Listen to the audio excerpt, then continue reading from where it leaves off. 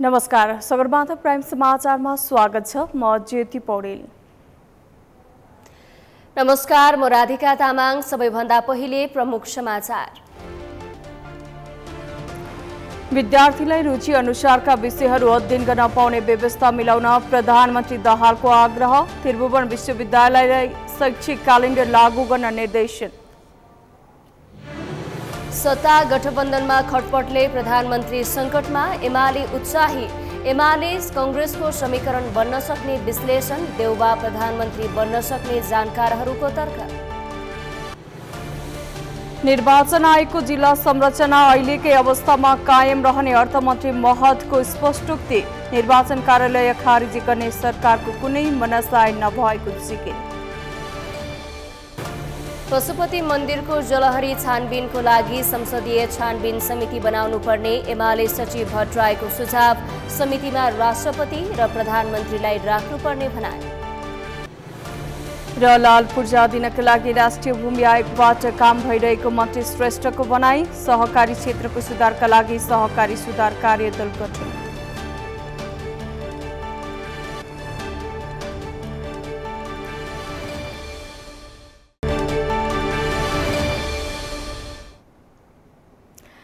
Sagarmatha prime समाचार अब विस्तारमा।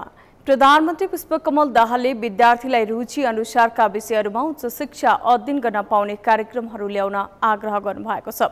त्रिभुवन विश्वविद्यालय सभाको 64औं वार्षिक दिवस बैठकलाई मंगलबार कीर्तिपुरमा सम्बोधन गर्दै उच्च शिक्षाका लागि विद्यार्थीहरू विदेशी नै क्रम रोक्नका लागि रुचि अनुसारका विषयहरूमा उच्च शिक्षा अध्ययन गर्न पाउने कार्यक्रमहरू ल्याउन आग्रह गर्नुभएको हो। विश्वविद्यालयका शैक्षिक गतिविधि निर्धारित समयमै हुनुपर्ने बताउँदै उहाँले शैक्षिक क्यालेन्डर दृढतापूर्वक लागू गर्न निर्देशन समय दिनुभयो। प्रधानमन्त्री दाहालले विद्यार्थी र अभिभावकहरूको समय, खर्च र भविष्यको सुरक्षा गर्नु विश्वविद्यालयका पदाधिकारीहरूको आधारभूत दायित्व भएको समेत बताउनुभयो। समस्या पहिचान गरी यथासम्भव समाधान गर्ने प्रयत्न गरिरहेको कुरा यस गरिमामय सभामा उल्लेख गर्नु मैले सान्दर्भिक ठानेको छु।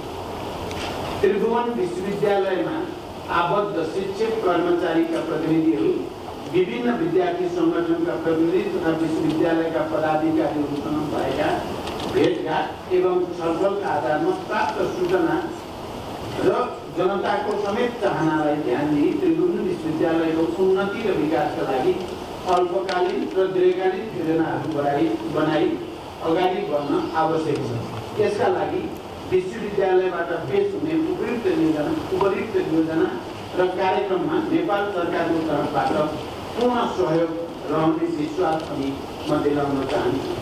विश्वविद्यालयका समस्याहरूको समाधान संवाद एवं रचनात्मक सहयोगबाट गर्नुहुने सबै सरकारवालाहरूसँग उहाँले मुलुकको संघीय शासन प्रणाली अनुसार उच्च शिक्षाको पुनर्संरचनामा पनि विश्वविद्यालयले अग्रणी नेतृत्व लिन आग्रह गर्नुभयो।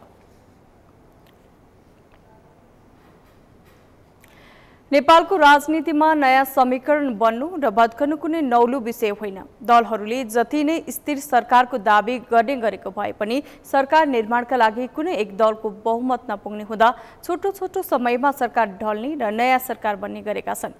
अहिले पनि सत्तारूढ गठबन्धनमा रहेका दलहरूको असन्तुष्टिले नयाँ समीकरण बन्ने चर्चाले नेपाली राजनीति तातेको छ। समाजवादी मोर्चा बन्दा जस्किएको कांग्रेस र मोर्चामा नअटाएको एमाले मिल्न सक्ने विश्लेषणले छैटौं पटक कांग्रेस सभापति देउबा देशको प्रधानमन्त्री बन्न सक्ने समेत विश्लेषण हुने गरेको छ।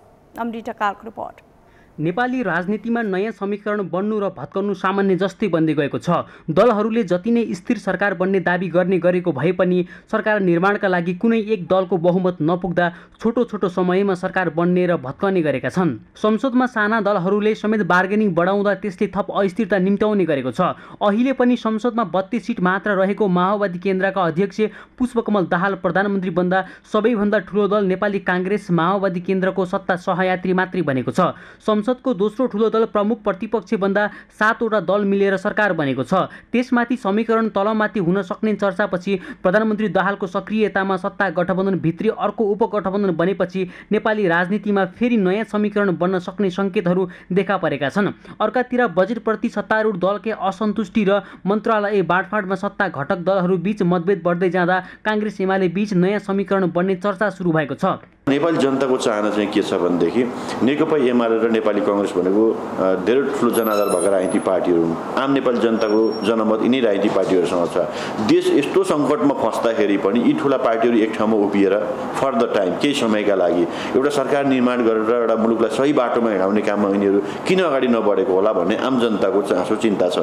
त्यसो भएको हुनाले यो कुरालाई पनि नेतृत्वले अनदेखा गर्न मिल्दैन, नेताहरूले गम्भीरताका साथ सोच्नुपर्छ भन्ने मेरो बुझाइ हो। सरकार ढाल्न एमाले सक्रिय भएको भन्दै एकीकृत समाजवादीका अध्यक्ष माधव कुमार नेपालको अभिव्यक्ति र गठबन्धन फुट्नु र नयाँ बन्नु सामान्य भएको भन्दै काङ्ग्रेस महामन्त्री गगन कुमार थापाले दिएको अभिव्यक्तिले गठबन्धन सङ्कटमा परेको पुष्टि हुन्छ। नयाँ समीकरणलाई लिएर काङ्ग्रेस सभापति शेरबहादुर देउवा र एमाले अध्यक्ष ओलीबीच टेलिफोन सम्पर्क समेत हुने गरेको छ। संविधानको धारा 76 को उपधारा 3 अनुसारको प्रधानमन्त्री बन्न एमाले काङ्ग्रेस सभापति शेरबहादुर देउवालाई अनौपचारिक प्रस्ताव समेत पठाएको चर्चा छ। एउटा गठबन्धन बनिरहेको बेलामा त्यही गठबन्धनभित्र कसैलाई घुर्क्याउने र धम्क्याउने नाममा अथवा चाहिँ के गर्ने नाममा हैन जुन किसिमको चाहिँ नयाँ अर्को चाहिँ पोलराइज गर्ने कुराहरू भएको छ, त्यसले चाहिँ अलिकता शङ्काको वातावरण स्वयं अहिलेको यो के अरे समाजवादी केन्द्र गठन गर्ने साथीहरूले दिनुभएको छ। त्यसकारण यो बिचमा यो खालको विषयहरू उठेको छ।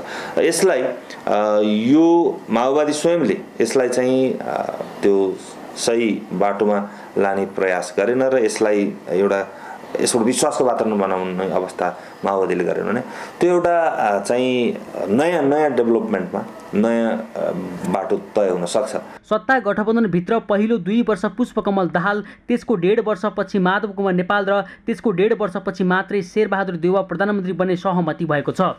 तर नेपालमा छोटो समयमा समीकरण फेरबदल हुने हुँदा त्यति बेलासम्म देउवा प्रधानमन्त्री नबन्न पनि सक्छन्। त्यसैले अहिले एमालेले प्रधानमन्त्री बन्न गरेको प्रस्ताव पनि देउवाले अस्वीकार गर्न सक्ने अवस्था छैन। तर छोटो समयमा बन्ने गरेका सरकारले जनतामा नैराश्यता बढाउँदै गएको भन्दै तत्काल गठबन्धन फेरबदल नहुने माओवादी केन्द्रका नेताहरूको दाबी छ। अहिले प्रधानमन्त्री बन्न आतुर चाहिँ छ भने प्रधानमन्त्रीको कार्ड त फालिरहेछ नि त एमालेले, अहिले दिन्छ, अहिले दिन्छ।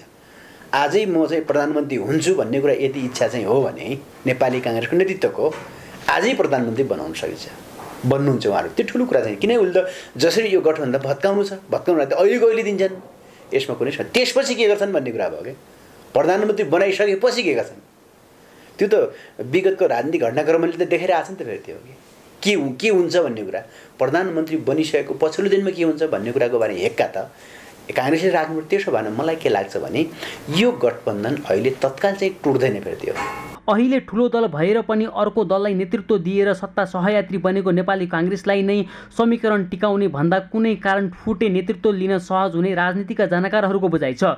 प्रतिपक्षी दलको समेत स्वार्थ मिलेका कारण दुई दलको समीकरण बन्न सक्ने आकलन गरिए पनि राजनीतिका चतुर खेलाडी मानिएका पुष्पकमल दाहालले कस्तो कदम चाल्छन् त्यसले पनि सत्ता गठबन्धनको भविष्य र नयाँ समीकरणमा प्रभाव पार्नेछ। सगरमाथा टेलिभिजनका लागि क्यामेरामा गौरव खड्काका साथमा अमृत ढकाल, काठमाडौँ। अर्थमन्त्री डाक्टर प्रकाश शरण महतले निर्वाचन आयोगको जिल्ला संरचना अहिलेकै अवस्थामा कायम रहने स्पष्ट पार्नु भएको छ। जिल्ला निर्वाचन कार्यालय खारेजी गर्न लागि भन्दै एमाले र राष्ट्रिय स्वतन्त्र पार्टीले विरोध जनाएपछि मंगलबार प्रतिनिधि सभाको दोस्रो बैठकमा यस विषयमा जानकारी दिँदै अर्थमन्त्री महतले निर्वाचनको स्वतन्त्रताको पक्षमा आफूहरू रहेको भन्दै आयोगको जिल्ला संरचना अहिलेकै अवस्थामा कायम रहने स्पष्ट पार्नु भएको हो। उहाँले जिल्ला निर्वाचन कार्यालय निर्वाचन आयोगले जसरी राख्न चाहन्छ त्यस्तै अवस्थामा रहने बताउनुभयो। निर्वाचन कार्यालय खारेजी गर्ने सरकारको कुनै मनसाय नभए पनि भुलवश बजेटमा खारेजी भन्ने शब्द परेको उहाँको भनाइ छ। उहाँले प्रशासन कार्यालय परिसरमा नै जिल्ला निर्वाचन कार्यालय राख्ने तयारी भए पनि सरकारवाला सबैसँग कुराकानी भएपछि निर्वाचन आयोगको जिल्ला संरचना हटाउने कुनै योजना नरहेको बताउनुभयो। तत्कालको अवस्थामा यहाँ जिल्ला निर्वाचन कार्यालयको आउँदाखेरि यहाँ के पर्न गएछ भने खारेज गरी जिल्ला प्रशासन कार्यालय निर्वाचन इकाइ रहने अब 5 वर्षसम्म यसको धेरै काम नहोला। त्यसो हुनाले यसमै यो त्यहाँको परिसर छ, बिल्डिङ छ, त्यही नै यसको स्वतन्त्र रूपमा चाहिँ कार्यालय भइहाल्छ भन्ने आशयका साथ यो पर्न गयो। तर समग्र स्टेक होल्डरसँग छलफल गरिसकेपछि, थप निर्वाचन आयोगसँग कुराकानी भइसकेपछि, सबै आफ्नो नेतृत्व तहमा पनि कुराकानी भइसकेपछि हामी स्पष्ट छौँ। हाम्रो कुनै पनि मनसा यसको स्वतन्त्र छुट्टै अस्तित्वलाई नकार्ने, समाप्त पार्ने कुनै हाम्रो मनसा थिएन। उहाँले आयोगको स्वतन्त्र अस्तित्व र काम कारबाहीमा देखिएका व्यवधान समाधान गर्न सरकार तयार रहेको बताउनुभयो।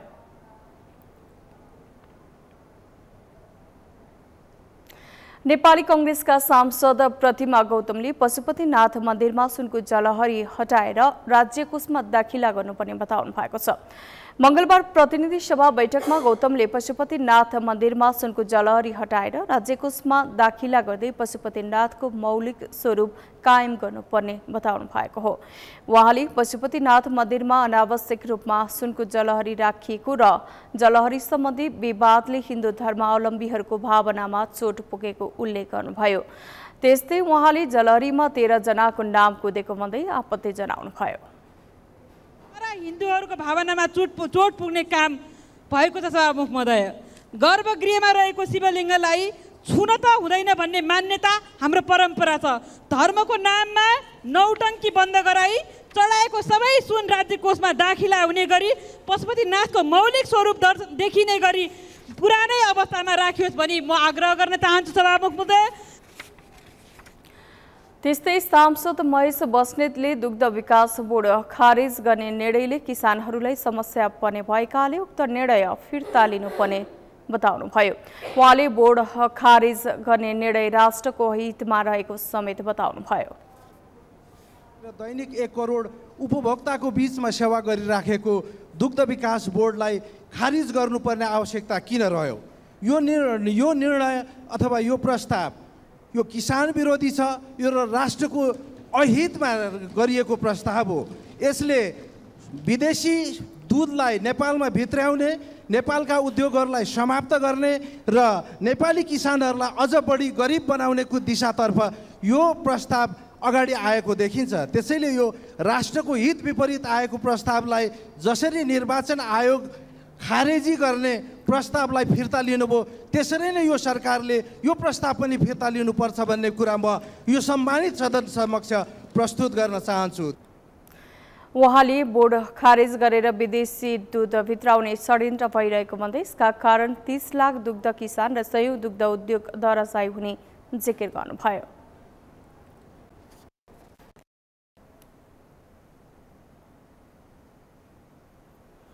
नेकपा एमालेका सचिव योगेश भट्टराईले पशुपति मन्दिरको जलहरी प्रकरणमा संसदीय छानबिन समिति बनाए राष्ट्रपतिलाई छानबिन समितिको संयोजक बनाउनु पर्ने बताउनु भएको हो। मंगलबार संसद भवनमा सञ्चारकर्मीसँग कुरा गर्दै भट्टराईले पशुपति मन्दिरको जलहरीमा पूर्व राष्ट्रपति र पूर्व प्रधानमन्त्रीलाई मुछ्ने काम भएकाले वर्तमान राष्ट्रपति संयोजक र प्रधानमन्त्री र संस्कृति पर्यटन मन्त्रीलाई सदस्य बनाएर 3 सदस्यीय छानबिन समिति बनाउनु पर्ने बताउनु भएको हो। यस विषयमा संसदीय छानबिन समिति गठन गर्न एमाले तयार रहेको भन्दै उहाँले समितिमा सांसदहरू नभएर संसदको अभिन्न अङ्गको रूपमा रहेको राष्ट्रपति र प्रधानमन्त्रीलाई सहभागी गराउनु पर्ने जिकिर गर्नुभयो। त्यस्तै भट्टराईले सरकारी तवरबाट निर्माण हुने कामहरूमा पहल कदमी लिने र शिलान्यास गर्नेको नाम राख्ने गरिएको भन्दै जलहरी बनाउँदा पनि ताम्रपत्रमा पूर्व राष्ट्रपति र प्रधानमन्त्रीको नाम राख्नु स्वाभाविक भएको जिकिर गर्नुभयो। उहाँले केही विषयमा एमालेलाई नियोजित रूपमा मुछ्ने काम भएको र मुलुकको ध्यान अन्यन्त्रै मोड्ने काम भएको उल्लेख गर्नुभयो। 2-4 सांसदहरूलाई राखेर छानबिन नगरौँ, यो राष्ट्रपति जोडिएको प्रधानमन्त्री जोडिएको केस उहाँहरूले भन्नुभएको छ। पूर्व प्रधानमन्त्री राष्ट्रपतिलाई अब राष्ट्रपति पनि संसदको अङ्ग हुन्छ, प्रधानमन्त्री पनि संसदको अङ्ग हुन्छ। त्यहाँदेखि राष्ट्रपति र प्रधानमन्त्री जस्तो संवेदनशील ठाउँलाई छानबिन गर्नको निम्ति अहिलेका राष्ट्रपतिलाई संयोजक बनाएर प्रधानमन्त्री सदस्य अनि संस्कृति मन्त्री सदस्य राखेर 3 सदस्य संसदीय छानबिन समिति बनाऊ। अब त्यसले पनि छानबिन राम्रो गरेन भने आफ्ना गोरिल्ला ल्याएर छानबिन गर्ने। त्यसै सचिव भट्टराईले ललिता निवास प्रकरणमा पनि एमालेलाई बदनाम गर्न खोजिएको भन्दै कोही पनि एमाले नेताले गडबडी गरेको पुष्टि भए पार्टीले कारबाही गर्ने स्पष्ट पार्नुभयो।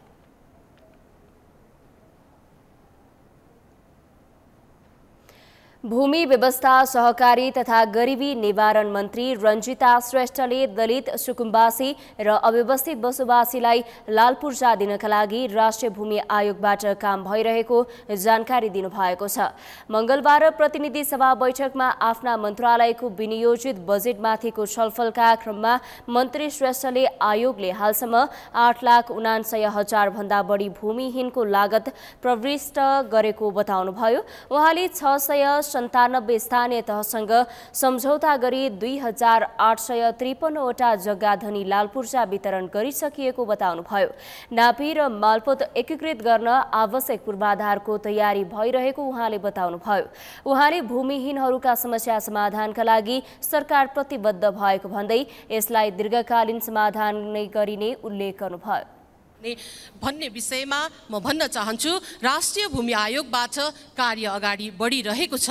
सो आयोगले हालसम्म 8,79,098 संख्यामा भूमिहीन दलित, भूमिहीन सुकुम्बासी र अव्यवस्थित बसोबासीको लागत प्रविष्ट गरिसकेको छ। त्यस्तै 697 स्थानीय तहसँग सम्झौता गरी 2,853 वटा जग्गा धनी प्रमाण पूर्जा समेत वितरण गरिसकेको छ र नापी र मालपोत एकीकृत गर्न आवश्यक बढ्ने पूर्वाधार निर्माण लगायतका कार्यहरू अगाडि बढाइसकेको छ। उहाँले सहकारी क्षेत्रको सुधारका लागि सहकारी सुधार कार्यदल गठन भई कार्य भइरहेको जानकारी दिनुभयो।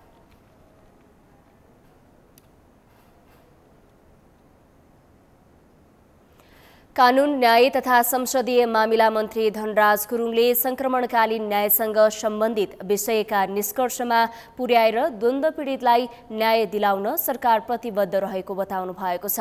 मंगलबार प्रतिनिधि सभा बैठकमा आफ्नो मन्त्रालयको बजेटमाथि उठेका प्रश्नको जवाफ दिँदै मन्त्री गुरुङले संक्रमणकालीन न्यायसँग सम्बन्धित विषयका निष्कर्षमा पुर्याएर लामो समयदेखि न्यायको प्रतीक्षामा रहेका द्वन्द्व पीडितलाई न्याय दिलाउन सरकार प्रतिबद्ध रहेको बताउनु भएको हो। सत्य निरूपण तथा शान्ति प्रक्रियाको कामलाई छिटो भन्दा छिटो टुङ्गोमा पुर्याउनका लागि रु 31 करोड 44 लाख बजेट छुट्याइएको उहाँले जानकारी दिनुभयो। त्यस्तै उहाँले मौलिक हक सम्बन्धी ऐन कार्यान्वयनका लागि बनाउनु पर्ने नियममध्ये 2 नियमावली मात्र बनाउन बाँकी रहेको, निष्क्रिय विधेयकहरूलाई बढाउनका लागि सम्बन्धित मन्त्रालयसँग छलफल भइरहेको र विभिन्न विधेयकहरूमा मन्त्रालयले सहमति प्रदान गरिसकेको जिकिर गर्नुभयो। मन्त्री गुरुङले ठूला भ्रष्टाचार काण्डको निष्पक्ष छानबिन गरी अघि बढ्ने तथा सुशासन स्थापना गर्ने लक्ष्यका साथ सरकार अघि बढेको बताउनुभयो। सत्य निरूपण तथा मेलमिलाप आयोग अन्तर्गत द्वन्द्व पीडित र परिवारजनको पहिचान र परिचय पत्र वितरण उजुरी सम्बन्धी विस्तृत छानबिन तथा स्थलगत अनुसन्धान कार्यक्रम DNA सङ्कलन तथा प्रोफाइलिङ सब उत्खनन तथा फोरेन्सिक परीक्षण लगायतका कार्यक्रमको लागि आवश्यक बजेट विनियोजन गरिएको छ। शान्ति प्रक्रियाको कामलाई टुङ्गोमा पुर्याउनको लागि आवश्यक पर्ने बजेट र आयोगहरूको कार्य सम्पादनको लागि आवश्यक पर्ने स्रोत साधनमा कमी हुन नदिने विश्वास दिलाउन चाहन्छु। उहाँले मन्त्रालय न्याय सम्पादनलाई छिटो, छरितो र सर्वसुलभ बनाउने विषयमा सरकार गम्भीर रहेको र छिटो छरितो न्याय सम्पादन गर्न मन्त्रालय आवश्यक गृह कार्यमा समेत जुटेको उल्लेख गर्नुभयो।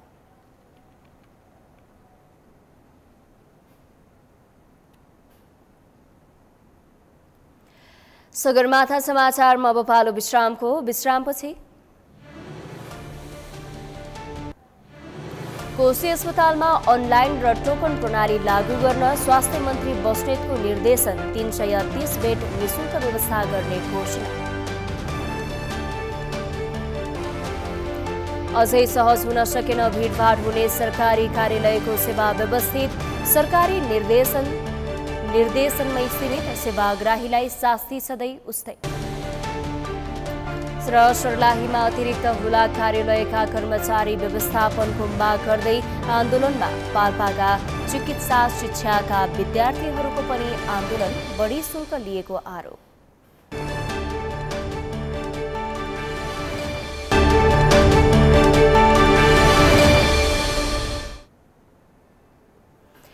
विश्रामपछि सगरमाथा प्राइम समाचारमा स्वागत छ। अब बाँकी समाचार। स्वास्थ्य तथा जनसङ्ख्या मन्त्री मोहन बहादुर बस्नेतले तत्काल अनलाइन र टोकन प्रणाली लागू गर्न कोशी अस्पताल प्रशासनलाई निर्देशन दिएको छ। मंगलबार आकस्मिक निरीक्षणका लागि विराटनगर स्थित कोशी अस्पताल पुग्नुभएका स्वास्थ्य तथा जनसङ्ख्या मन्त्री बस्नेतले ओपीडी र टिकट काउन्टरमा अत्यधिक भीड देखेपछि कोशी अस्पतालको मेडिकल सुपरिन्टेन्डेन्ट डाक्टर रविन्द्रराज सिंहलाई सर्वसाधारणलाई सजिलो र सुलभ रूपमा स्वास्थ्य सेवा पुर्याउन निर्देशन दिनुभयो। पाउने गरी सिस्टमको विकास गर्ने भएर हामी निर्देशन गरिसकेका थियौँ। धेरै अस्पतालहरूमा त्यो सुरु भइसकेका छ। यहाँ चाहिँ ओपीडीमा चाहिँ यो टिकटको सिस्टमको बारेमा चाहिँ अनलाइन सुरु भएको रहेछ। अहिले भर्खर मैले डाक्टर साहबहरूसँग कुरा गरेँ, यसलाई तत्काल तुरुन्तै यो अनलाइन सिस्टमबाट पनि यो व्यवस्था गर्ने बारेमा अब मेसु साहब पनि हुनुहुन्छ, सिनियर डाक्टर साहब हुनुहुन्छ, अध्यक्षज्यू हुनुहुन्छ। अब हाम्रो तर्फबाट गर्ने कुरामा हामी यो ठाउँमा सहयोग गर्छौँ र उहाँहरूले गर्ने कुरा चाहिँ यदि सामान्यभन्दा सामान्य कुरा पनि गर्न पाइन्छ यो पनि गर्ने। निरीक्षणका क्रममा स्वास्थ्य मन्त्रालयका सचिव डाक्टर रोशन पोखरेल, कोशी प्रदेश स्वास्थ्य मन्त्रालयका सचिव डाक्टर सुधा देवकोटा, नेम्सका उपकुलपति लगायत मन्त्रालयका उच्च अधिकारीहरू सहभागी हुनुहुन्थ्यो। मन्त्री बस्नेतले कोशी अस्पतालको विभिन्न वार्डहरूको निरीक्षण गर्नुभएका साथै अस्पतालको समस्याहरूबारे जानकारी लिनुभएको थियो। यसैबीच राजधानी बाहिर संघीय सरकार अन्तर्गतको विराटनगर स्थित कोशी अस्पतालमा 330 बेड निशुल्क गरिएको छ। गरिब, असहाय र विपन्न नागरिकहरूको निशुल्क उपचार गर्ने सरकारको दायित्व भएकाले मंगलबारदेखि आईसीयू, एसडीयू र क्याबिन बाहेक 330 बेड निशुल्क र उपचार पनि निशुल्क गरिने स्वास्थ्य तथा जनसङ्ख्या मन्त्री मोहन बहादुर बस्नेतले घोषणा गर्नुभयो। र अर्को नेपालको संविधानले उल्लेख गरेको विषय चाहिँ जनताको स्वास्थ्य निशुल्क उपचार गर्ने जुन एउटा हक कायम गर्ने हिसाबले उहाँहरूले त्यो मानवीय संवेदना र उतातिर आएर संवैधानिक प्रावधान सम्बन्धलाई ध्यानमा राखेर आजकै दिनबाट यसलाई निशुल्क बेड 330 वटा बेड कोशी अस्पतालबाट आजदेखि पूर्ण रूपमा निशुल्क हुने घोषणा चाहिँ उहाँहरूको तर्फबाट र हाम्रो संयुक्त हाम्रो यो सहकार्यमा मैले चाहिँ तपाईँहरू यो सञ्चारकर्मी साथीहरूको अगाडि घोषणा गर्न चाहे। निशुल्क उपचारका लागि बिरामीहरूले स्थानीय पालिका र वडा कार्यालयको सिफारिस तथा विपन्न नागरिक भएको परिचय पत्र ल्याउनु पर्ने कोशी अस्पतालले जनाएको छ। निशुल्क उपचार गर्दा लाग्ने खर्चको भरपाई स्वास्थ्य तथा जनसङ्ख्या मन्त्रालयले दिने बताइएको छ।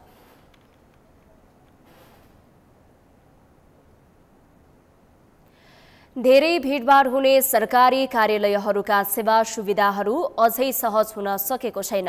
तेस्रो पटक प्रधानमन्त्री बनेका पुष्पकमल दाहालले करिब 6 महिना अघि सेवामा सहजता र आवश्यक सुधारका सम्बन्धमा सचिवहरूसँग छलफल गरेका थिए। छलफलपछि 30 बुँदे निर्देशन दिएका थिए, तर यो निर्देशन दिएको 6 महिना बढी भइसक्दा पनि सेवाग्राहीले त्यस्तै शास्ति खेपिरहेका छन्। मेनुका लम्सालको रिपोर्ट। सरकारी कार्यालयहरूबाट प्रवाह हुने सेवाहरू अझै सहज हुन सकेको छैन। काठमाडौँको जिल्ला प्रशासन कार्यालय, यातायात व्यवस्था कार्यालय, मालपोत कार्यालय जस्ता धेरै भिडभाड हुने कार्यालयहरूमा सेवा प्रवाह सहज छैन। तेस्रो पटक प्रधानमन्त्री बनेका पुष्पकमल दाहालले 6 महिना अघि सरकारी सेवामा सहजता र आवश्यक सुधारका सम्बन्धमा सचिवहरूसँग छलफल गरेका थिए। छलफलपछि 30 बुँदे निर्देशन दिएका थिए। त्यो निर्देशनको बुँदा नम्बर 16 मा भनिएको थियो, निर्देशन दिएको 1 महिनाभित्र सबै सरकारी कार्यालयको सेवा सहज बनाउनु पर्नेछ, नभए निर्ममतापूर्वक जिम्मेवार पदाधिकारीलाई कारबाही गरिनेछ। तर निर्देशन दिएको 6 महिना बढी भइसक्दा पनि सेवा प्रवाहमा अपेक्षा अनुरूप सुधार भएको छैन। अहिले पनि सरकारी कार्यालयहरूमा भिडभाड, सिस्टममा आउने समस्या, जनशक्तिको अभावले गाजेको छ। यातायात व्यवस्था कार्यालय चाबाइलमा पहिलेको तुलनामा अहिले बिचौलियाको समस्या कम भए पनि सेवा प्रवाहमा भने उस्तै छ। मंगलबार सिस्टम डाउन भएपछि लाइसेन्स नवीकरण गर्न जाने सेवाग्राही घर फर्कनु परेको थियो। म यो खास लाइसेन्स रिन्युको लागि आएको, त्यसको लागि पनि 2 चोटि फर्किनु पर्यो कि। एकचोटि चाहिँ तपाईँको 3 बजेपछि काम हुँदैन भनेर फर्किनु पर्यो।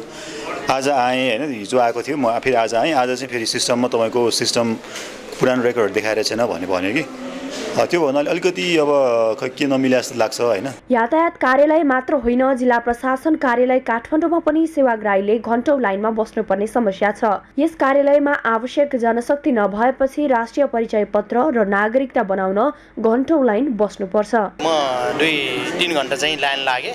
अनि एउटा सिस्टम के छ भन्दाखेरि तपाईको कुपनको सिस्टम नरहेछ। त्यसले गर्दाखेरि तपाईको चाहिँ एउटा अर्को कुरा के छ भन्दाखेरि फल्ना ठाउँमा जाउँ, फल्ना ठाउँमा चाहिँ कहिले कुन कोठा भनेको छ, कहिले कति नम्बर रुम भनिराखेको छ होइन। तर खास के भन्दाखेरि यति नम्बर रुममा जानुहोस्, तपाईँहरू लाउन बस्नुहोस्, अथवा तपाईँ कुपनको सिस्टम छ भनेपछि मान्छेहरू त्यतिकै अल्पन हुँदैन होइन। खाजा खाने टाइम पनि उहाँले अलिक बढी नै टाइम लगाउनु भयो। 3 घण्टादेखि बसेर कुरेर बसिरहेको छु म त। जिल्ला प्रशासन कार्यालयका अनुसार कार्यालयमा जम्मा 61 जना कर्मचारी छन्, तर ती कर्मचारीले कार्यभार थेग्न सक्दैनन्। अहिले कार्यालयमा देखिएको भिड भने नागरिकता बनाउने सेवाग्राहीको हो। यसै दिएर फुर्सदमा रहेकाहरूले नागरिकता बनाउन आउने हुँदा 81 भिडभाड देखिएको कार्यालयको भनाइ छ। साथै भौतिक संरचना समेत अव्यवस्थित हुँदा असहज भएको हो। 2 महिना अगाडिदेखि चाहिँ लगातार जब एसी दिएर चाहिँ मान्छे विद्यार्थीहरू घरमा बसेपछि त्यो फुर्सदको समय पनि हुन्छ। त्यसले गर्दाखेरि चाहिँ धेरै मात्रामा बढेका छन्। कतिपय चाहिँ यो राष्ट्रिय परिचय पत्र बनाउने क्रममा, पासपोर्ट बनाउने क्रममा रेकर्ड भेटिँदैन। पुरानो नागरिकतामा चाहिँ अभिलेखहरू राम्रोसँग क्लियर हुन्नन्। त्यो कारणले उताबाट यहाँ नयाँ नागरिकता बनाउनु, प्रतिलिपि बनाउनु पर्ने कारणले पनि यो धेरै भिड भएको र बसाइसराई पनि तीव्र रूपमा काठमाडौँमा भएको कारणले धेरै जिल्लाका मान्छेहरू चाहिँ नागरिकहरूले चाहिँ काठमाडौँबाट नागरिकता लिने क्रम बढिरहेको कारणले यो अस्वाभाविक रूपमा यो अब सम्भवतः हाम्रो अब केही दिनमा चाहिँ यो एससीको विद्यार्थीहरूको चाहिँ रिजल्टको सँगसँगै यो सकेपछि केही दिनमा चाहिँ कन्ट्रोल होला भन्ने लागिरहेको छ। कर्मचारीहरू चाहिँ 10 बज्नुभन्दा अगाडि आफ्नो डेस्कमा हुनुहुन्छ। उहाँहरूले सेवाग्राहीहरूका कुराहरू के छ, उहाँहरूको समस्याहरू सुन्नुहुन्छ, सम्बोधन गर्नुहुन्छ।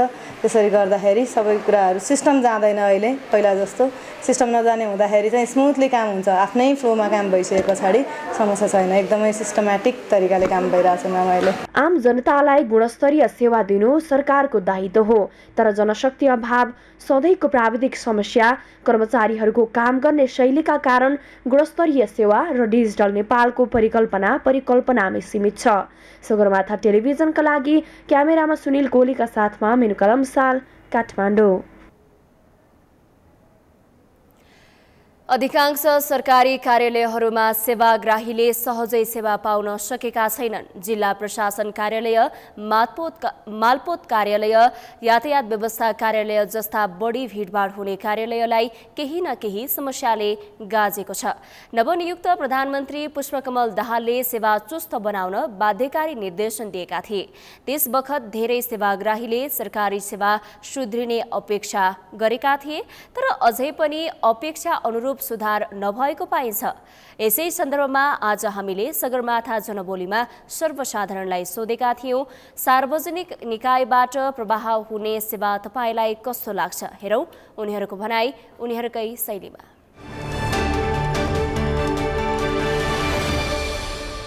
सरकारी जुन कार्यालय छ त्यो चाहिँ पुनः व्यवस्थापन गर्नु पर्यो। यस्तो चाहिँ झाम्माझुम्मा भएन, लाइन बाई लाइन भयो। अब 6 महिनालाई भएन, 3 महिना 2 महिनामा ल्याउनु पर्यो। नेपालमै छाप्नु पर्यो, बाहिर टेन्डर दिनु भएन। यो नेपालीको सरकारी कार्यालयमा यस्तो गतिविधि हुनु भएन। महानगर आछ, महानगरले बालनचारी के गर्नु पर्यो? अब महानगरभित्र यस्तो हुनु भएन। अहिले जोस् पहिलाको भन्दा जोस् अलि सुधार चाहिँ सुधारै छ हजुर। देखेको कुरो बोल्नु पर्यो होइन। अहिले सुधार चाहिँ सुधारै छ, तर पनि जस सुधार भए पनि धेरै अझै छन् मिस्टेक, ऊहरू अझै छन्, गल्तीहरू अझै छन्। त्यसलाई नै अझै सुधार गर्नु पर्यो। किनभने यो त व्यक्तिको होइन, सरकारको हो। सरकारले चाह्यो भने त जे पनि हुन्छ नि। एउटा लाइसेन्स लिनलाई 6 महिना वर्ष दिन कुरो हो नि।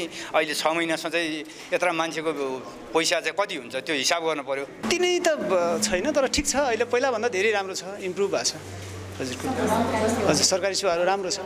सार्वजनिक निकायबाट दिने सेवा सुविधा अब धेरै ठाउँमा यो यातायात कार्यालय भयो, यस्तै अन्य कार्यालयहरूमा पनि अहिले चाहिँ चुस्त दुस्तै भएको, छिटै भएको जस्तो बुझिन्छ। पहिलाभन्दा त अलि सुधार भएको जस्तो लागिरहेछ है। अब जहाँ गए पनि अलिकति पहिला जस्तो लाइनमा बस्नु पर्ने, अनलाइनबाट हुन्छ भन्ने छ। तर अहिले पनि पहिलाभन्दा अलिकति पहिला अब वेबसाइटमा, गभर्मेन्ट वेबसाइटमा चाहिँ तपाईँको 5 बजीसम्म काम हुन्छ, 3 बजीसम्म काम हुन्छ भन्छ। अब म यो खास लाइसेन्स रिन्युको लागि आएको, त्यसको लागि पनि 2 चोटि फर्किनु पर्यो कि।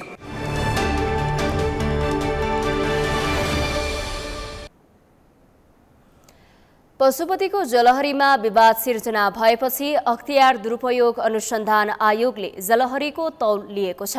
जलहरी प्रकरणले राजनीतिक पार्टीलाई घचघच्याउन थालेसँगै अख्तियारले लिएको तौलमा करिब आधा किलो सुन कम भेटिएको छ। महालेखाको प्रतिवेदनले 11 किलो सुन अनियमितता भएको प्रष्टाइरहँदा आधा किलो सुन मात्र कम देखिएको भए पनि यसमा चलखेल भएको कोषका पूर्व पदाधिकारीहरूको तर्क छ। अभिषेक सुनारको रिपोर्ट। पशुपतिनाथ मन्दिरको ज्योतिर्लिङ्गमा राखिएको सुनको जलहरीमा विवाद बढ्दै जाँदा उजुरी परेको 2 वर्षपछि अख्तियारले परीक्षण गरेको छ। जलहरीको तौल लिएपछि अख्तियारले खासै ठूलो अनियमितता नदेखिएको प्रारम्भिक प्रतिवेदनमा उल्लेख गरेको भए पनि ढुक्क हुन सक्ने स्थिति भने छैन। अख्तियारले निकालेको तौल र 2 वर्ष अघि जलहरी राख्दाका बखत मुचुल्कामा लेखिएको तौलमा ठूलो अन्तर भेटिएको छ। आइतबार अख्तियारको टोलीले परीक्षण गर्दा 107 केजी 468 ग्राम सुन रहेको निष्कर्ष निकालेको थियो। पशुपति क्षेत्र विकास कोषले 107 केजी 924.76 ग्रामको जलहरी बनाउने निर्णय गरेको थियो। अख्तियारको निरीक्षण र विकास कोषको तौलमा करिब आधा केजी मात्रै सुन कम देखिएको छ। त्यसमा जर्ती र दूध चढाउँदा खिएको भन्दै पशुपति क्षेत्र विकास कोष पन्छिएको छ। तर विकास कोष यतिले मात्र यो विवादबाट टाढा हुन सक्ने अवस्था छैन।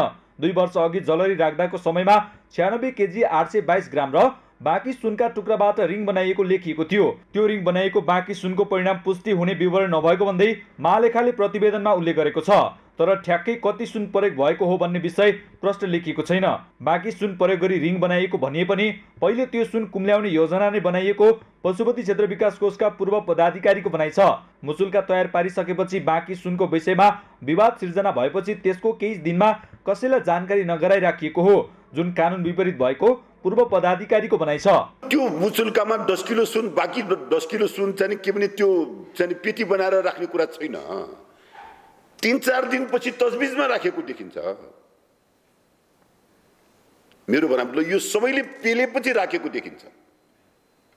अख्तियारले अरू सबैले पेलेपछि त्यो पेटी बनाएर राखेको देखिन्छ, जुन चाहिँ विधि सम्मत भएन। त्यो कानुनी रूपमा कानुनी रीत पुर्याएर गरेन, किनभने त्यो सञ्चालक परिषदको निर्णय पनि होइन, कार्य सम्पादन समितिको निर्णय पनि होइन, त्यो मन्त्री स्तरीय निर्णय पनि होइन। त्यो आफ्नो तजबिजमा गर्यो। आफ्नो तजबिजमा गर्न पाइन्छ। महालेखाले उल्लेख गरे जस्तो 10 किलो 976 ग्रामको ठूलो अन्तर जलहरीमा देखिएको छैन। त्यहाँका कर्मचारीले त्यसको केही दिनमा विवाद आउने संकेत देखेपछि सुटुक्क गैर कानुनी रूपमा रिङ राखेका कारण त्यति अन्तर नदेखिएको पूर्व कोषाध्यक्षको भनाइले पुष्टि गरेको छ। तर अख्तियारको पछिल्लो प्रतिवेदन अनुसारको आधा किलो सुन कम पाइनु पनि सानो कुरा होइन। आधा किलो सुनमा करिब 43 तोला बराबरको सुन हुन्छ, जसको बजार मूल्य अहिलेको परिवेशमा करिब 48 लाख पुग्न आउँछ। तत्कालीन प्रधानमन्त्री केपी शर्मा ओलीले घोषणा गरेको केही महिनामा नै हतार काम गरेर उद्घाटन गर्नुले पनि शङ्का जन्माएको छ। सर्वोच्च अदालतले अन्तरिम आदेश दिएर जलहरी राख्ने काम नै रोकिदिन्छ भन्ने डरले हतार तत्कालीन राष्ट्रपति विद्यादेवी भण्डारीले उद्घाटन गर्दा पनि यसलाई शङ्काको घेरामा राखिएको छ। अहिले भने ओलीको संरक्षणका लागि अख्तियारले जलहरी प्रकरणको छिनोफानो गर्न लागेको धेरैले बुझ्न थालेका छन्। अख्तियारले कुनै दबाव र प्रभावमा नपरी पहिलेदेखि यसको छलफल र अनुगमन भइरहेकोले नियमित अनुगमन गरेको बताए पनि राजनीतिक रूपमा नै विवाद बढेको समयमा अनुगमन गर्दा शङ्का उब्जिएको छ। आयोगबाट हुने कुनै पनि अनुसन्धानमा कुनै प्रकारको राजनीतिक वा कुनै बाह्य हस्तक्षेप प्रभाव दबाव त्यस्तो केही पनि हुँदैन। विधि पद्धति अनुसार जाने हो र अर्को कुरा तथ्य प्रमाणमा आधारित रहेर निष्पक्षताका साथ यो अनुसन्धान भइरहने विषय हो। र अहिले पनि आयोगले त्यो जलहरीमा गएर नापजाँचको स्थलगत अनुसन्धान भनेको चाहिँ यो 81 भएको विषय होइन। त्योभन्दा अगाडि पनि धेरै तथ्य प्रमाणहरू हेरेर प्रारम्भिक छानबिन गरेर अनि विस्तृत अनुसन्धानमा गएर अनुसन्धान अधिकृत तोकिएर अनुसन्धान हुँदै आइरहेको विषय हो। र यो चाहिँ बाहिर भन्ने जस्तो त्यस्तो होइन। त्यसो त मुचुल्का लेख्दा 95 किलो 822 लाई सच्याएर 96 किलो 822 बनाइएको छ। त्यो मुचुल्का तयार पार्दा घनश्याम खतिवडा कोषका कार्यकारी निर्देशक थिए। अहिले खतिवडाले कुनै पनि सञ्चार माध्यमसँग यी विषयमा कुरा गर्न चाहँदैनन्, न त प्रवक्तालाई नै बोल्न दिन्छन्। काण्डमा मुछिएको पशुपति क्षेत्र विकास कोष यो भ्रष्टाचारको दलदलबाट झट्ट निस्किएला जस्तो देखिँदैन। महालेखा परीक्षकले करिब 11 किलो सुन अनियमितता भएको देखाउँछ, तर अख्तियारले जम्मा आधा किलो सुन मात्रै कम भएको देखाउँछ।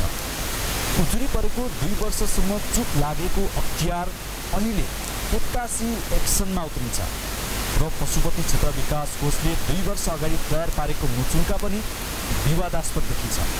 समग्रमा हेर्दा पशुपतिको सम्पत्ति कुम्ल्याउन 1-2 जना मात्र नभएर ठुलो समूह नै सक्रिय भएको देखिन्छ। सगरमाथा टेलिभिजनका लागि क्यामेरामा प्रताप लामाका साथ अभिषेक सुनार, पशुपतिनाथ मन्दिर।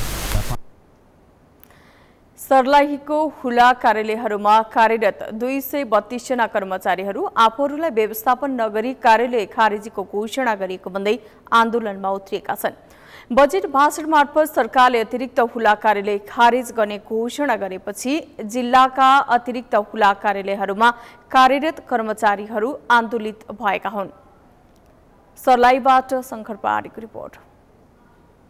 सर्लाहीका 14वटा इलाका हुला कार्यालयहरू र 79वटा अतिरिक्त हुला कार्यालयहरूमा दैनिक करिब 3000 चिठी पत्रहरू आउने जाने हुने र त्यसका लागि 232 जना कर्मचारीहरू कार्यरत रहेकामा सरकारले अतिरिक्त हुला कार्यालयका कर्मचारीहरूको व्यवस्थापन नगरी कार्यालयहरू खारेज गर्ने घोषणा गरेको भन्दै आफूहरू आन्दोलनमा उत्रेको नेपाल अतिरिक्त हुला कर्मचारी एसोसिएसन सर्लाहीका सचिव शेखर खड्काले बताए।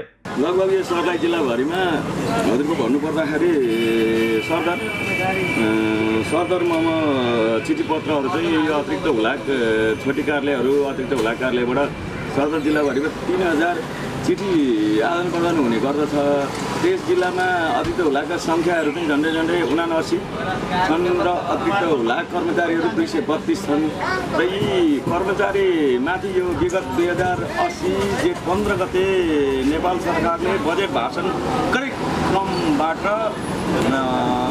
यी अतिरिक्त हुला कर्मचारीलाई चाहिँ बर्खास्त गरी पठाइएको छ भन्ने कुरा चाहिँ बजेट भाषण प्रस्तुत बजेट भाषणबाट भाषण वक्तव्यकै क्रममा भएको हुँदा विगत जेठ 13 गतेदेखि हालसम्म अतिरिक्त हुला कर्मचारीहरू जिल्ला र देशव्यापी रूपमा आन्दोलनमा उत्रेका हुन् र हामी चरणबद्ध आन्दोलन हाम्रा अतिरिक्त हुला कर्मचारीले आगामी दिनमा गर्नेछन्। आन्दोलित कर्मचारीहरूले अतिरिक्त हुला खारेजको निर्णय तत्काल फिर्ता गर, लामो समयदेखि कार्यरत कर्मचारीहरूको रोजगार खोज्न नपाइने भन्दै सेवाबाट नियमित रूपमा अवकाश भएका वा हुने कर्मचारीहरूको सेवा अवधिको आधारमा सेवा सुविधा सुनिश्चित गर्नुपर्ने लगायतको माग राख्दै विरोधमा उत्रिएका हुन्। पहिलो चरणमा जिल्ला प्रशासन कार्यालय सर्लाही मार्फत सरकारलाई ज्ञापन पत्र बुझाएका उनीहरू चरणबद्ध गर्ने जनाएका छन्। यो बजेट भाषण जेठ 15 को बजेट भाषण हुनुभन्दा पहिला सबै मन्त्रालयमा हामी पुगी ज्ञापन पत्र दिएर जानकारी गराएका थियौँ। तैपनि हामीलाई बिना सूचनाको अतिरिक्त हुला कार्यालय कर्मचारीहरूको बिना सूचनाको यो सरकारले बजेट वक्तव्यको बुन्दा नम्बर 374 मार्फत हामीलाई अतिरिक्त हुला खारिज गरेको छ। अब खारिज भइसकेपछि हाम्रो यो 10,853 जना कर्मचारी को बिचल्ली भएको छ। यहाँ 10,853 जनाको होइन, प्रत्येक कर्मचारीको परिवार छ नि, त्यो परिवारको हात मुख जोड्ने समस्या अब कहाँबाट के गर्ने हाम्रो अब यो स्थापना कालदेखि नै अतिरिक्तका कर्मचारीहरूले गाउँमा टोलमा गएर चिठी पत्र वितरण गरेको छ। अहिले आएर रित्तो हात सरकारले खारेज गरेको छ। बेरोजगारीहरूलाई रोजगारीको व्यवस्था गर्ने बताइरहेको सरकारले लामो समयदेखि काम गरिरहेका अतिरिक्त हुला कार्यालयका कर्मचारीहरूलाई अल्पत्र पार्ने काम गरेका कारण आफूहरू आन्दोलनमा उत्रिएको उनीहरूको भनाइ छ। यो देशमा जबसम्म बच्चा रुँदैन भने आमाले दुध खुवाउन सक्दैन। एक तरफ सरकारको घोषणा हो कि बेरोजगारीलाई रोजगारको व्यवस्था गर्ने, अर्को तरफ 20 वर्षदेखि 25 वर्षदेखि 30 वर्षदेखि कम से कम तलबमा यिनीहरू 100 रुपैयाँदेखि लिएर काम गरिरहेका अतिरिक्त कर्मचारीहरूलाई अहिले जब एज समाप्त भइसक्यो, उमेरको हद लोकसेवा लड्ने समाप्त भइसक्यो, यो अवस्थामा सरकारले अल्पत्र गर्नु यो जुन सरकार हो यो निष्ठुरी सरकार हो। जेठ 16 गतेदेखि नै अतिरिक्त हुला कार्यालयहरूले प्रदान गर्ने सम्पूर्ण सेवा बन्द गरी हुला कार्यालयहरूमा कार्यरत कर्मचारीहरूले आन्दोलन सुरु गरेका हुन्।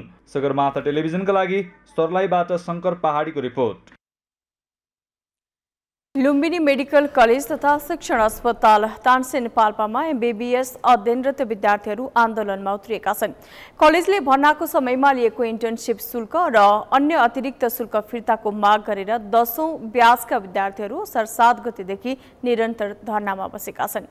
काठमाडौँ विश्वविद्यालयबाट सम्बन्धन प्राप्त कलेजले 2074 सालमा भर्ना भएका एमबीबीएसका विद्यार्थीहरूसँग बढी शुल्क लिएको आरोप लगाएका छन्। पाल्पाबाट किरण कौशलको रिपोर्ट। लुम्बिनी मेडिकल कलेज तथा शिक्षण अस्पताल तानसेन पाल्पामा एमबीबीएस अध्ययनरत विद्यार्थीहरू आन्दोलनमा उत्रिएका छन्। कलेजले भर्नाको समयमा लिएको इन्टर्नसिप शुल्क र अन्य अतिरिक्त शुल्क फिर्ताको माग गरेर 10औं ब्याचका विद्यार्थीहरू असार 7 गतेदेखि निरन्तर धरनामा बसेका छन्। काठमाडौँ विश्वविद्यालयबाट सम्बन्धन प्राप्त कलेजले 2074 सालमा भर्ना भएका एमबीबीएसका विद्यार्थीहरूसँग बढी शुल्क लिएको आरोप लगाएका छन्। विद्यार्थीहरूले इन्टर्नसिप शुल्क बापत 2 लाख, विश्वविद्यालय शुल्क बापत 95,800, शिक्षा सेवा शुल्क बापत 47,900 गरी जम्मा 3,43,700 भर्नाको समयमा बढी रकम लिएको बताएका छन्। कलेजलाई असार 3 गते ध्यानाकर्षण पत्र बुझाए पनि हालसम्म व्यवस्था गरेको छ। कलेजमा अध्ययनरत अन्य ब्याचका विद्यार्थीहरूबाट शुल्क नलिएको तर केही ब्याचलाई मात्र विभिन्न विषयमा अतिरिक्त शुल्कहरू कलेजबाट लिएको विद्यार्थीहरूको भनाइ छ। मागहरू कलेजबाट सम्बोधन नभएकोले बाध्य भएर आन्दोलन गरिरहेको विद्यार्थीहरूले बताएका छन्। विगत 5 दिनदेखि शान्तिपूर्ण आन्दोलनमा उत्रिएका छौँ। हाम्रो कलेजले हामीसँग विभिन्न अतिरिक्त शुल्कहरू लिनुभएकोमा हामी त्यसको विरुद्धमा यो शान्तिपूर्ण आन्दोलन गरिरहेका छौँ। चिकित्सा शिक्षा ऐन 2075ले विद्यार्थीहरूसँग 42 लाख भ्यालीभन्दा बाहिर 42 लाख 45,000 भन्दा बढी शुल्क लिन नपाउने र अतिरिक्त शुल्कका नाममा केही पनि लिन नपाउने, इन्टर्नसिप शुल्क होस् चाहे शिक्षा शुल्क होस् जस्तो सुकै शुल्क पनि त्यही 42 लाख 45,000 भित्र पर्ने भनेर एउटा नियम बनाइसकेको हुँदा पनि फेरि कलेजले यहाँ हामीसँग इन्टर्नसिप शुल्क, त्यसपछि university affiliation fee, registration fee, फेरि एक्जाम फी भनेर अनेक नाममा विभिन्न शुल्कहरू उठाइरहेको छ। एमबीबीएस पास गरी इन्टर्नसिपको तयारीमा रहेका 54 जना विद्यार्थीहरूले आन्दोलन गरेका हुन्। कलेजले जेठ 31 गते सूचना प्रकाशित गरी 10औं ब्याचका विद्यार्थीहरूलाई यही असार 5 गतेदेखि इन्टर्नसिपको लागि अभिमुखीकरणमा सहभागी हुन अनुरोध गरेको थियो। तर विद्यार्थीहरू आफ्ना मागहरू सम्बोधन नभएसम्म इन्टर्नसिपमा सहभागी नहुने बताएका छन्। काठमाडौँ विश्वविद्यालय चिकित्सा शिक्षा आयोग, शिक्षा मन्त्रालय, नेपाल मेडिकल काउन्सिलको नियम विपरीत आफू खुसी कलेजले अतिरिक्त शुल्क उठाएको विद्यार्थीहरूले बताए। यसै क्रममा चाहिँ हामीहरू चाहिँ कलेजको तर्फबाट हामीलाई 2-3 तर्फ वार्तालापको लागि बोलाइयो। त्यसको लागि त्यसपछि चाहिँ हामीले एक पक्षी जस्तो मात्रै कुराहरू भयो। हाम्रो मागहरू सम्बोधन भएको जस्तो हामीलाई लागेन। त्यही भएर चाहिँ हामीहरूले यो जुन 2-3 दिनदेखि सुरु गऱ्यौँ त्यो जारी गरिरहेछौँ। अनि हाम्रो माग पुरा नभएसम्म चाहिँ हामीले यसै गरी शान्तिपूर्ण आन्दोलन चाहिँ गरिरहेछौँ। विद्यार्थीहरूले कलेजको कुनै बहानाबाजी र आश्वासनमा आफूहरू नफस्ने, उठाएका मागहरू पूरा नहुँदासम्म आन्दोलन जारी राख्ने बताएका छन्। विद्यार्थीहरूले काठमाडौँ विश्वविद्यालय, शिक्षा मन्त्रालय, चिकित्सा शिक्षा आयोगमा ध्यानाकर्षण गराएका छन्। कलेज प्रशासनसँग 2 पटक वार्ता भए पनि कुनै निष्कर्ष नआएको विद्यार्थीहरूले बताएका छन्। जबसम्म हाम्रो माग पुरा हुँदैन हामी शान्तिपूर्ण आन्दोलनमा लागिरहन्छौँ र त्यसबाहेक चाहिँ अन्य के गर्नुपर्छ त्यसमा पनि हामी लागिरहन्छौँ। लुम्बिनी मेडिकल कलेजले सरकारले तोकेको नियमित शुल्क विद्यार्थीहरूबाट लिएको जनाएको छ। 10औं ब्याचका विद्यार्थीसँग 47,90,000 शुल्क तोकिएकोमा चिकित्सा शिक्षा आयोगको नियमअनुसार 5,45,000 समायोजन गरी जम्मा 42,45,000 शुल्क लिएको कलेजले जनाएको छ। इन्टर्नसिप बापत लिएको 2 लाख रुपैयाँ शुल्क विद्यार्थीहरूकै इन्टर्नसिपमा प्रयोग गरिने उल्लेख छ। विद्यार्थीहरूको बुझाइमा कमी भएको हो, आपसी सहमतिबाट देखिएको समस्या समाधान गरिने कलेजका कम्पनी सचिव कृष्ण प्रसाद पराजुलीले बताउनुभयो। 74 सालमा भर्ना भएका विद्यार्थीहरूको पुनर्विभागको चाहिँ पहिला 4.5 वर्ष पहिला चाहिँ बुझाएको इन्टर्नसिप बापतको शुल्कको सन्दर्भमा त्यो फिर्ता हुनुपर्छ भन्ने उनीहरूको माग रहेको परिस्थिति छ र त्यस सन्दर्भमा हामी विश्वविद्यालयको मापदण्डमा रहेर दिएको कुरा हो र त्यो इन्टर्नसिप बापत दिएको शुल्क उनीहरूले इन्टर्नसिप गर्दाखेरि स्टिफेन बापत हामीले उनीहरूलाई नै फिर्ता दिने हाम्रो प्रचलन छ र चिकित्सा शिक्षा आयोगले यो 2074 सालको सन्दर्भमा पहिला विश्वविद्यालयले तोकेको मापदण्डमा 47,90,000 जुन शुल्क थियो त्यो शुल्कलाई पछि समायोजन गर्नु भनेर आइसकेपछि हामीले 5,45,000 चाहिँ समायोजन गरेका छौँ र यस सन्दर्भमा विद्यार्थीहरूसँग हाम्रो वार्ता भइरहेको छ। मलाई आशा र विश्वास छ यो विद्यार्थीहरूले पनि यो कुरा सहज रूपमा बुझ्नुहुनेछ र यो चाहिँ निकास चाहिँ छिटो हुनेछ। एमबीबीएस पास सम्बन्धित मेडिकल कलेजमा 1 वर्ष विद्यार्थीहरूले इन्टर्नसिप गर्नुपर्ने व्यवस्था छ। कलेजले उठाएको इन्टर्नसिपको शुल्क फिर्ता गरी इन्टर्नसिप गरे बापत तलब प्रदान गर्नुपर्ने विद्यार्थीहरूको माग रहेको छ। ललितपुरको ग्वारको चोकमा मुलुककै पहिलो फ्लाइओभर बनिरहेको छ। सवारी साधनको आवाजाउ चुस्त दुरुस्त पार्न सरकारले ग्वारको चोकमा अन्तर्राष्ट्रिय मापदण्डको 6 मिटर उचाइको फ्लाइओभर बनाउन लागेको हो। आयोजनाको ठेक्का पाएको आशिष कम्पनीले 2078 फागुन 12 गते 2 वर्षको अवधिका काम सक्ने गरी सम्झौता गरेको थियो। तर अहिले समयावधिको 7 महिना बाँकी रहँदा जम्मा 25% मात्र काम भएको छ। यमुना सापकोटाको रिपोर्ट। ट्राफिक व्यवस्था सहज बनाउने उद्देश्यसहित सरकारले ललितपुरको ग्वारकोमा 2078 फागुन 12 गते आशिष समानान्तर रेलग्रे कम्पनीलाई 2 वर्षमा काम सक्ने गरी ठेक्का दिएको थियो। मंगलबार कम्पनीले ठेक्का पाएको ठ्याक्कै 1 वर्ष 6 महिना भएको छ। यो अवधिमा फ्लाइओभरको काम 25% मात्र सकिएको छ। अब निर्माण सम्पन्न गर्न कम्पनीसँग जम्मा 8 महिनाको समय बाँकी छ। अहिलेसम्म फ्लाइओभरका लागि पिच उक्याउने, आधार निर्माण गर्ने, र्याम्पका लागि आरी पर्खाल ढलान गर्ने लगायतका काम भइरहेको छ। फ्लाइओभर बनाउनका लागि 15 देखि 16 प्रकारका 2500 आरी पर्खाल निर्माण गर्नुपर्नेमा अहिलेसम्म 1250 वटा पर्खाल निर्माण भइसकेको कम्पनीले जनाएको छ। हामीले अब साइट मोबिलाइजेसन भएको चाहिँ हाम्रो 2-3 महिना भयो। अनि त्यो 2-3 महिनामा चाहिँ हामीले क्याम्प कन्स्ट्रक्सन साथसाथै चाहिँ अब रोडको हाम्रो पिच उकाउने कार्यक्रम, त्यसै बेस उकाएर चाहिँ हाम्रो जुन फाउन्डेसन तयार पार्नुपर्ने हो त्यो फाउन्डेसन तयार पार्दैछौँ। साथसाथै चाहिँ हामी साइडमा चाहिँ र्याम्पको लागि चाहिँ हामीले यो आरी वाल भन्छ, त्यो वाल चाहिँ हामी यो प्रिकास्ट हो। अनि त्यो चाहिँ हामी प्रिकास्ट अहिले हामी डेली जस्तो हामी ढलान गरेर चाहिँ त्यो वाल चाहिँ हामी बनाइरहेका छौँ। यो नेपालकै पहिलो फ्लाइओभर हो। साना, मझौला, ठुला लगायतका सबै प्रकारका सवारी साधन आवत जावत हुन सक्ने यो फ्लाइओभर 4 लेनको निर्माण गरिँदैछ। डीपीआर अनुसार निर्माण हुने यस फ्लाइओभरमा चक्रपथका सवारी साधन फ्लाइओभर भएर आवत जावत गर्नेछन् भने पाटन, ग्वारको, मंगल बजार लगायतका ठाउँबाट आउने सवारी साधन फ्लाइओभरको मुनिबाट चल्नेछन्। फ्लाइओभरको कुल लम्बाइ 455 मिटर हुनेछ। सो फ्लाइओभरको उचाइ 6 मिटरको हुनेछ। 17 करोड 6,88,888 रुपियाँमा सडक विभागले उक्त कम्पनीसँग 2 वर्षको समयावधिमा काम सक्ने गरी सम्झौता गरेको थियो। तर सम्झौतामा पेश गरिएको कार्यतालिका अनुसारको सन्तोषजनक काम नभएको सडक विभाग अन्तर्गतको गुणस्तर अनुसन्धान तथा विकास केन्द्रले जनाएको छ। नयाँ प्रविधि अनुसार निर्माण भइरहेको सडकमा भारतबाट आवश्यक निर्माण सामग्री तथा कामदार ल्याउनु पर्ने हुँदा काममा ढिलाइ भएको गुणस्तर अनुसन्धान तथा विकास केन्द्रको अनुसन्धानले देखाएको छ।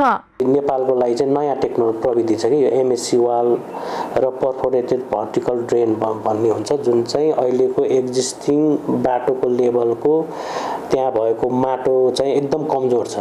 एकदमै कमजोर भएकोले त्यो माटोको लागि स्ट्रेन उसको अलिकति क्यापेसिटी बेयरिङ क्यापेसिटी बढाउनलाई उनीहरूले चाहिँ कन्ट्र्याक्टरले पर्फोरेटेड भर्टिकल ड्रेन भन्ने चाहिँ प्रपोज गरेर बनाउने योजना थियो।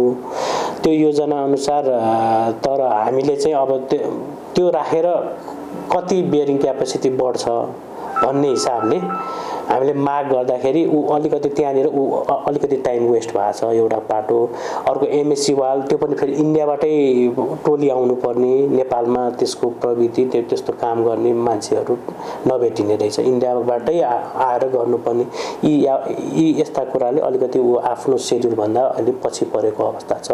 यदि कम्पनीले सम्झौता अनुसार अन्तिम म्यादसम्म कार्य सम्पन्न नगरे जरिवाना लाग्ने विकास केन्द्रले जनाएको छ। जरिवानामा ठेक्का रकमको दैनिक रूपमा 0.5% लाग्नेछ भने 200 दिनको समय थप गरिने व्यवस्था रहेको छ। यदि 200 दिनभित्र पनि कार्य सम्पन्न नगरेको खण्डमा कारबाहीको प्रक्रियामा जाने विकास केन्द्रले जनाएको छ। सगरमाथा टेलिभिजनका लागि क्यामेरामा लिम बहादुर खत्रीका साथमा यमुना सापकोटा, काठमाडौँ। सगरमाथा समाचारमा पालो विश्रामको। विश्रामपछि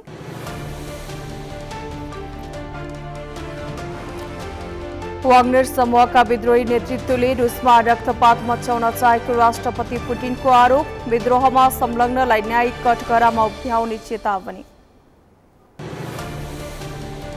र आईसीसी पुरुष क्रिकेट विश्वकप 2023 को खेल तालिका सार्वजनिक। पहिलो खेल अक्टोबर 5 मा इंग्ल्यान्ड र न्युजिल्यान्ड बीच हुने।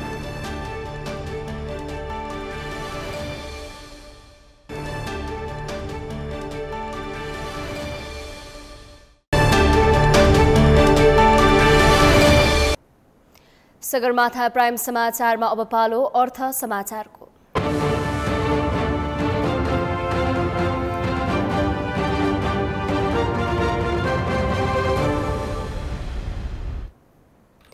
प्रभु बैंक र वन्डर्स नेपाल बीच सम्झौता ज्ञापन पत्रमा हस्ताक्षर भएको छ। काठमाडौँको कमलादीमा रहेको वन्डर्स नेपालसँग महत्त्वपूर्ण बैंकिङ कारोबार र नयाँ बैंकिङ सम्बन्धको लागि सहकार्य गर्न थालिएको बैंकले जनाएको छ।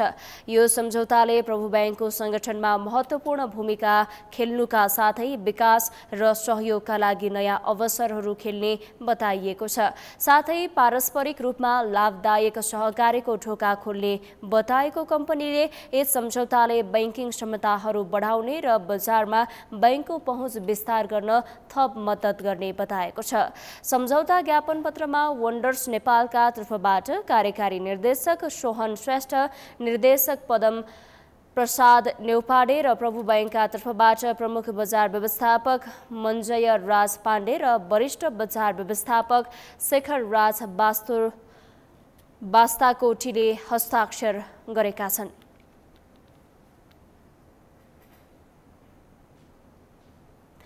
सगरमाथा प्राइम समाचारमा अब पालो खेल समाचारको।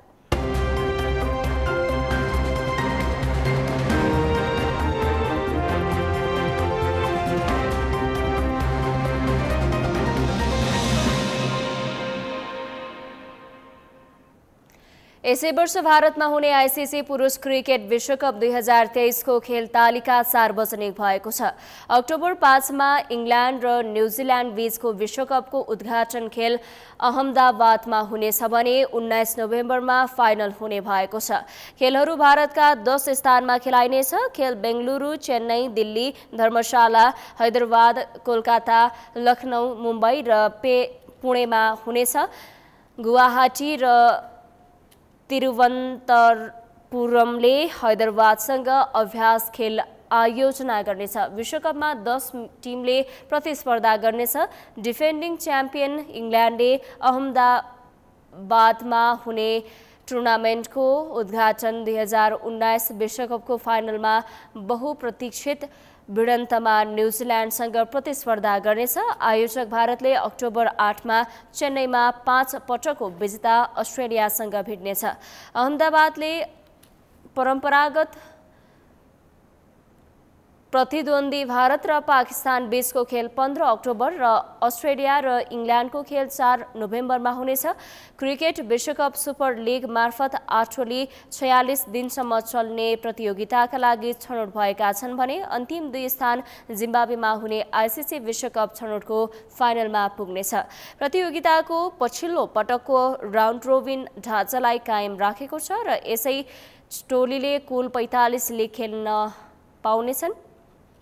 शीर्ष 4 टोली सेमिफाइनलका लागि छनौट हुनेछन्, जुन 15 नोभेम्बरमा मुम्बईमा र 16 नोभेम्बरमा कोलकातामा खेलिनेछ।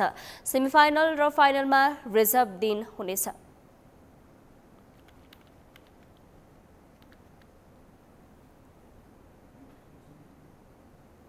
सगरमाथा समाचारको अन्त्यमा मुख्य समाचार पुनः एकपटक। विद्यार्थीलाई रुचि अनुसारका विषयहरू अध्ययन गर्न पाउने व्यवस्था मिलाउन प्रधानमन्त्री दाहालको आग्रह। त्रिभुवन विश्वविद्यालयलाई शैक्षिक क्यालेन्डर लागू गर्न निर्देशन। सत्ता गठबन्धनमा खटपटले प्रधानमन्त्री सङ्कटमा, एमाले उत्साही, एमाले कांग्रेसको समीकरण बन्न सक्ने विश्लेषण, देउबा प्रधानमन्त्री बन्ने जानकारहरूको तर्क। निर्वाचन आयोगको जिल्ला संरचना अहिलेकै अवस्थामा कायम रहने अर्थमन्त्री महतको स्पष्टोक्ति। निर्वाचन कार्यालय खारिज गर्ने सरकारको कुनै मनसाय नभएको छ। पशुपति मन्दिरको जलहरी छानबिनको लागि संसदीय छानबिन समिति बनाउनुपर्ने एमाले सचिव भट्टराईको सुझाव। समितिमा राष्ट्रपति र प्रधानमन्त्रीलाई राख्नुपर्ने भनाइ। र लालपूर्जा दिनका लागि राष्ट्रिय भूमि आयोगबाट काम भइरहेको मन्त्री श्रेष्ठको भनाई। सहकारी क्षेत्रको सुधारका लागि सहकारी सुधार कार्यदल गठन। हवस् त सगरमाथा समाचार अहिलेलाई सकियो। तपाईँ समाचार बुलेटिनका साथै सगरमाथा टेलिभिजनका सम्पूर्ण कार्यक्रम www.sagarmatha.tv मा पनि पढ्न र हेर्न सक्नुहुनेछ। साथै युट्युबमा youtube.com/sagarmatha.tv नेपालमा हेर्न सक्नुहुनेछ। तपाईँ हामीलाई फेसबुकमा पनि facebook.com/stv नेपालमा फलो गर्न सक्नुहुनेछ। समाचारको शिखर नेपालको गौरव नेपालको पहिलो न्युज च्यानल सगरमाथा टेलिभिजन हेर्दै गर्नुहोला। नमस्कार।